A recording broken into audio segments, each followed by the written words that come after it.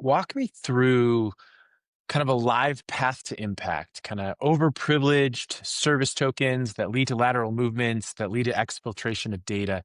Where does Oasis kind of sit and how do they intercept that chain? Yeah, right. So there are two lines that moves in parallel all the time, right? One in terms of the value prop. One of them is everything that the organization already created, right? Legacy AD service account, Active Directory service accounts, all the way to AI agents that already been created, right? At any point of time in the last 15, 20 years, right? So on this track, Oasis helps them to discover these identities, identify risk, compare them to their internal organizational policies, whether it's internal actually or external auditor, right? And we help them to streamline the lifecycle and compliance of these identities, right? So it's both reducing risk and streamline the operational work that today is mostly being done manually, right? Whether it's the discovery, whether it's the rotation of the accounts and auto remediation, right?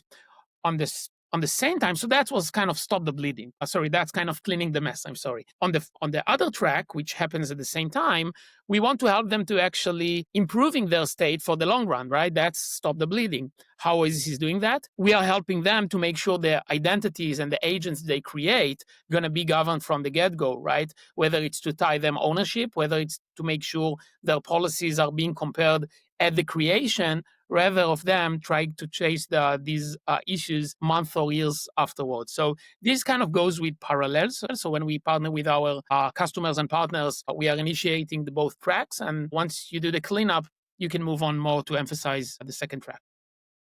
Love it. Danny, I'm gonna pivot back over to you here real quick. Correct me if I'm wrong, but I know that you guys focus more on that real-time kind of intent-driven identity security. And why is that so important versus just doing audits or manual reviews?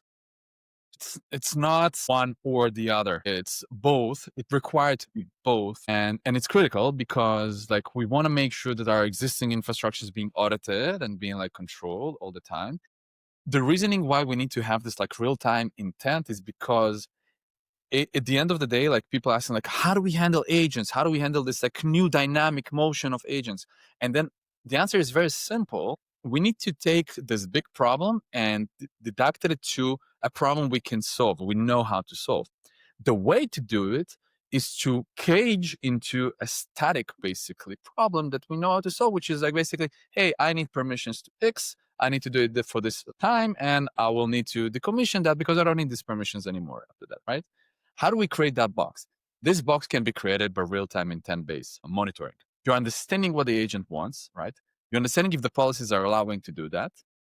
You're connecting those dots together, and you're pulling up like this plan that is a very static plan. Hey, for example, just like Danny needs a permission to do something just in time, creating that, and we're decommissioning, we're doing the same for agents. Why is it so critical to do it automatically? Just because of the scale of the problem. We're not talking anymore like two people joining the company a week, right? This is not the world we're living in, fortunately and unfortunately. No, it makes sense.